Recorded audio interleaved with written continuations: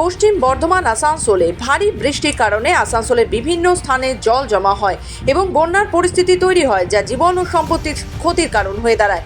এই বিষয়টি মাথায় রেখে আসানসোল পৌর কর্পোরেশন ভগৎ সিং মোড় এবং জুবলি মোড়ের মধ্যে অবস্থিত সেন রেলে রেল ব্রিজ পরিদর্শনের উদ্যোগ নিয়েছে। আসানসোল পৌর কর্পোরেশনের মেয়র বিধান উপাধ্যায় জানিয়েছে যে আজ আমরা ফোনে আসানসোল রেলওয়ে বিভাগের ডিআরএমকে এই সমস্যার বিষয়ে জানিয়েছি। ডিআরএম তার ইঞ্জিনিয়ারিং বিভাগের কর্মকর্তাদের পাঠিয়েছেন এবং তারা এই ব্রিজটি পরিদর্শন করছেন। আমরা তাদের সাথে আছি। রেলওয়ে এবং আসানসোল পৌর কর্পোরেশন একসাথে এই ব্রিজের সমস্যার সমাধান কিভাবে করা যায় তা বিবেচনা করবে। এমনকি সামান্য বৃষ্টিতেও এই ব্রিজের নিচে জল জমা হয়, যার কারণে যাত্রীদের প্রচুর সমস্যার সম্মুখীন হতে হয়।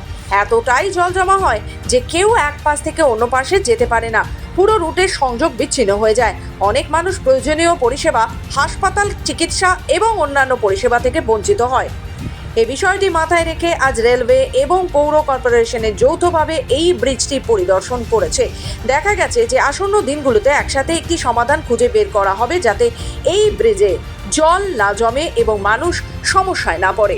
ছিলাম এটাতে আমাদের বিগত প্রথম থেকে এখানে একটু বৃষ্টি হলে পুরো ড্রেনেজ সিস্টেমটা আমাদের রেলের এই যে ব্রিজটা রয়েছে, ব্রিজের আগে পর্যন্ত আমরা কর্পোরেশনের তরফ থেকে আমরা কাজ করতে পেরেছি।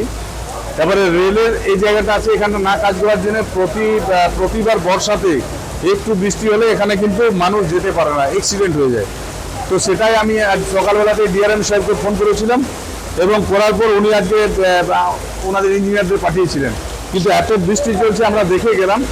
আবার বৃষ্টিটা থামলে আমরা আগামীকালকে আবার আমরা এসে এটা দেখে নেবো কীভাবে এটাকে ঠিক করা যায়।